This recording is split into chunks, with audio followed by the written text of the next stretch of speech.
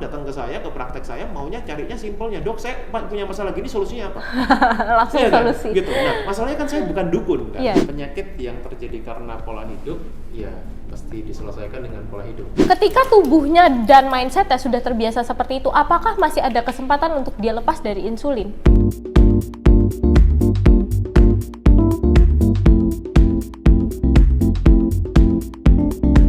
Selanjutnya, tadi sebenarnya sama dokteran sudah dibahas nih, cuman mau lebih ini lagi. Ketika waktu itu kan mungkin di seri sebelumnya pernah dengar juga kan dokter Hans bilang ada masalah diabetes type 3 yang menyerang otak lah segala macam. Nah sekarang kayak cukup banyak beredar kayak ada gambar gitu di media sosial yang ngomong kalau gula adanya di otak tuh jadinya ini, kalau gula adanya di kebanyakan di jantung tuh jadinya ini. Nah itu tuh benar terjadi ya dok, berarti kalau gula numpuk itu nyerang otak juga? Simplifikasi betul.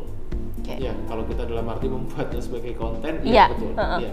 Karena ya sama seperti orang tadi bilang, Pak Hendri bilang ya, orang simplifikasinya adalah gula itu penyebab diabetes, gitu kan. Which is gini, makanya kan kalau kita bicara secara sains ya, kalau A menyebabkan B kan bukan berarti B menyebabkan A. Iya. Ya kan gitu. Ada yang namanya kita causation, ada yang namanya association, gitu ya. Yang berhubungan itu sebetulnya belum tentu sebab akibat, gitu. Gula bisa nggak menyebabkan diabetes? Bisa. Tapi diabetes apakah pasti disebabkan karena gula? Belum tentu. Oke. Ya, paham ya? That's very nice explanation. Paham ya? Gitu. Nah, jadi makanya gini, kalau kita bicara kenapa sih orang itu kok selalu cari gampangnya? Oh iya. Kan? Siapa yang tidak?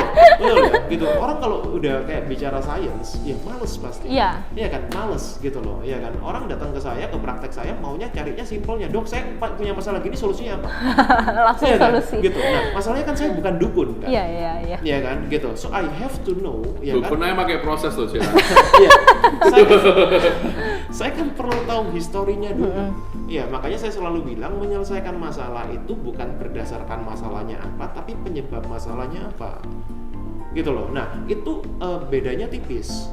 Farah. Okay. Bedanya tipis gitu. Makanya orang kan selalu pingin cari, gue punya masalah ini nih. Ya, lu bisa bantu nggak?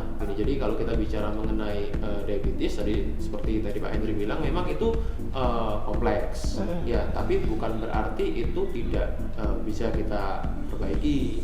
Gitu. Nah, tapi yang perlu kita perbaiki apa? Pertama ya, mesti mindsetnya dulu. Iya kan? Karena orang kalau mindsetnya udah salah, ya nanti kemana-mana pasti salah. Okay. Gitu. Yang kedua, knowledge-nya dibenerin, ya kan? Kalau mindset-nya udah bener nih, ya knowledge sama information itu kan beda, ya kan? Information you could get it everywhere, ya apalagi dengan sekarang kita era digital, ya orang untuk mendapatkan yang namanya informasi itu sangat mudah. Cuma untuk memfilter informasi itu kan ya kita perlu lebih bijak. Yes. Gitu. Yang ketiga tadi kita mesti tahu what to do-nya. Solusinya ya, kan? gitu harus gimana? Ya, jadi udah tahu mindsetnya, ya knowledge-nya udah bener, ya what to do-nya, ya untuk baby step-nya itu kan mesti tahu. Dilakukannya karena kalau ya. kita mau langsung yang huge step biasanya akan sulit. Gitu. Makanya baby step-nya kita mesti tahu dulu. Oke.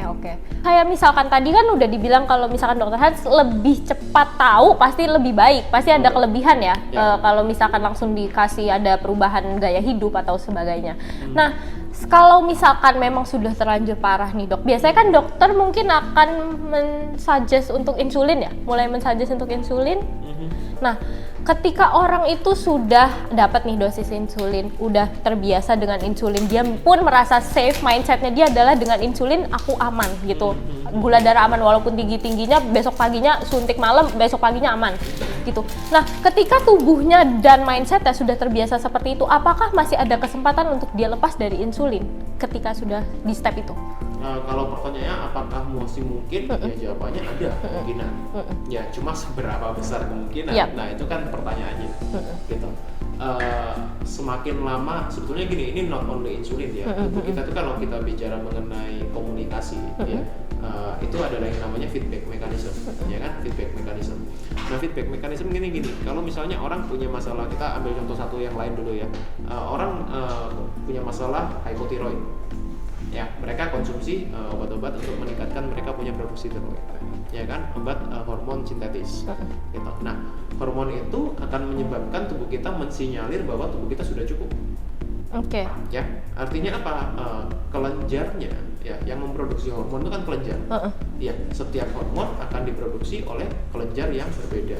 Kortisol, kelenjar adrenal, ya kan? Kita punya estrogen, kelenjar ovarium, ya kan? Kita punya testosteron, testis, ya kan? Dan lain-lain. Nah, kalau misalnya insulin, berarti kan kita berbicara mengenai pankreas. Nah, good.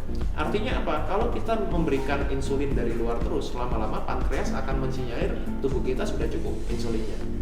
Pankreasnya jadi males. Pankreasnya akhirnya akan menjadi quote-unquote males tadi itu. Ya, karena dia merasa dalam arti udah cukup kok, ngapain kok saya produksi lagi. Ya, gitu. Nah, semakin lama ya tubuh kita itu kan diciptakan Tuhan luar biasa. Ya, tubuh kita itu sangat pintar untuk beradaptasi. Artinya apa? Kalau dalam arti kita diberikan supply dari luar terus, lama-kelamaan tubuh kita akan merasa udah nggak perlu produksi lagi. Ya. Nah, di saat itulah, ya, nah ini yang akan menyebabkan yang quote-unquote namanya kita dependence atau ketergantungan, ya kan?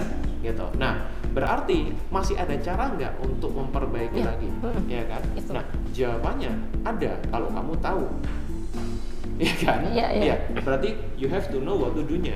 Gitu. Berarti kan mesti dirangsang lagi nih pankreasnya. Gak mungkin tiba-tiba lepas insulinnya, itu nggak bisa ya? Kan? Gitu. Ya, makanya strateginya biasanya pasien kalau ke saya mereka udah suntik insulin lama, which is yang menyarankan pasti bukan saya. Ya kan? Gitu.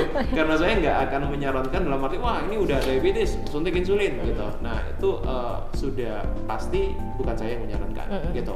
Apa tuh biasanya stepnya, Dok? Biasanya saya tidak akan langsung ngambil bypassnya ke sana gitu. Ya biasanya akan kita support dulu kelenjarnya, ya kan, kita support dulu kelenjarnya. Tapi kan ini konteksnya untuk pasien yang mungkin dalam arti sudah berapa lama gitu insulin? 10 tahun nih, ya kan, suntik insulin gitu kan, terus baru datang ke saya gitu. Nah biasanya yang akan saya lakukan adalah kita cek dulu, ya kan, kita cek dulu fungsi pankreasnya seperti apa. Ya. Yang kedua, ya kalau memang dalam arti masih ada possibility, ya dirangsang pelan-pelan gitu sampai pankreasnya ini bisa produksi insulin lagi. Nah, ini kita perlu dalam arti kerjasama yang baik sama pasien, gitu. Makanya kan dalam arti kalau pasien ini nggak mau dibantu ya percuma kan, gitu. Ya. Jadi pasiennya memang mesti punya mindsetnya benar dulu, ya dia knowledge-nya benar dulu, dia mau bekerja sama, ya kita lakukan bersama-sama. Ya karena bagaimanapun yang melakukan harus pasiennya, bukan saya, ya kan, gitu. Nah, saya hanya bisa membantu, ya kan, dengan dalam arti ibaratnya inilah memberikan arahan, ya kan, memberikan arahan yang benar seperti apa. Nah, kita evaluasi dari waktu ke waktu, gitu. Nah, semakin organnya ini semakin membaik fungsinya, udah mulai kita mengurangi dosis insulinnya. Gitu sampai benar-benar nanti ya kalau memang benar-benar masih bisa reverse, nah itu kita baru bisa lepas insulin. Jadi seperti itu ya kalau misalkan untuk kondisi ketika seorang dengan diabetes itu suntik insulin, itu yang terjadi gitu. Nah, sekarang kita alih ke Pak Henry gitu ya. Seperti yang kita tahu kalau misalkan di Better Days ini kan Pak Henry pun menciptakan satu produk yang memang difungsikan untuk pankreas ya Pak ya. Itu gimana tuh Pak kalau dengar dari penjelasan Dr. Hans? Better Days itu bisa nggak hadir di tahap ketika itu kita pengen mulai lepas insulin pelan-pelan gitu. Jadi kita ngerangsang buat pankreasnya bisa produksi insulin secara mandiri. Oh ya, sangat bisa tuh. Kan pertama dia itu kan bantu buat pemulihan organ-organnya, ya kan. Nah, terus juga ada beberapa peptide di dalam itu yang bisa bekerja sama insulin dan bekerja secara apa ya ngomongnya, mimik cara kerja insulin gitu. Tanpa dia itu ngomong kalau dia itu insulin. Kalau misalnya kita ngomong suntik insulin kan tubuh tahu oh kita too much insulin gitu. Kita udah insulin udah cukup gitu. Tapi kalau misalnya Better Days itu kayak peptide itu ada yang ngemimik kinerja insulin. Menirukan maksudnya? Menirukan kinerja insulin tanpa membingungkan tubuh. Itu di bitter melonnya atau di bitter melon? Di bitter melonnya gitu. Jadi memang seperti itu cara kerja Better Days ya? Ya, studi ada semua.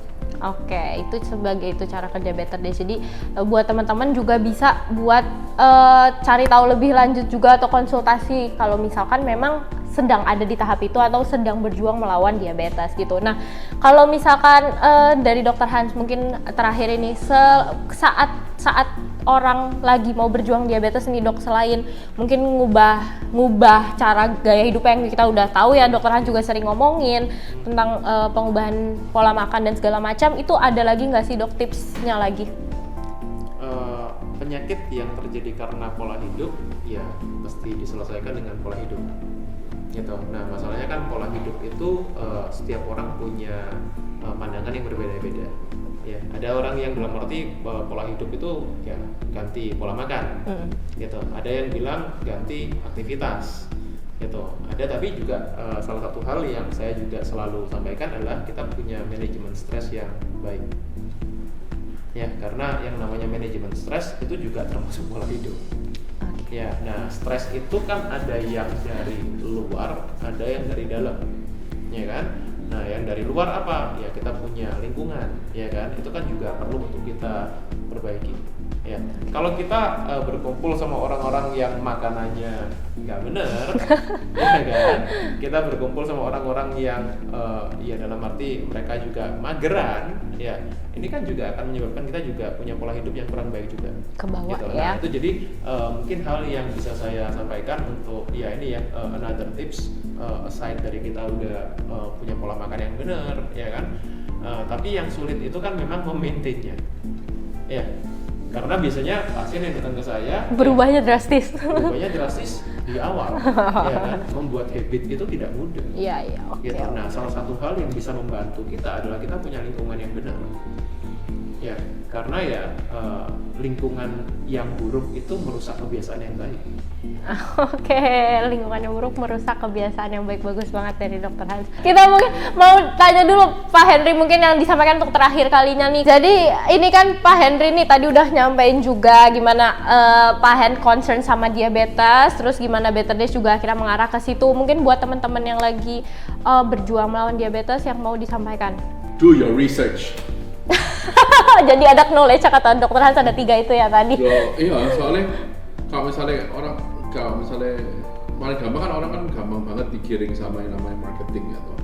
Ya misalnya, oh minuman bersoda ini gula tinggi, mereka tiba-tiba nyiptain minuman soda embel-embelnya diet, terus 0 calories gitu, 0 gula, ya kan? Mereka ngomong kayak gitu. Ya. Ternyata gulanya pakai gula sintetis. Ya. Terus akhirnya ngantem ke ginjal.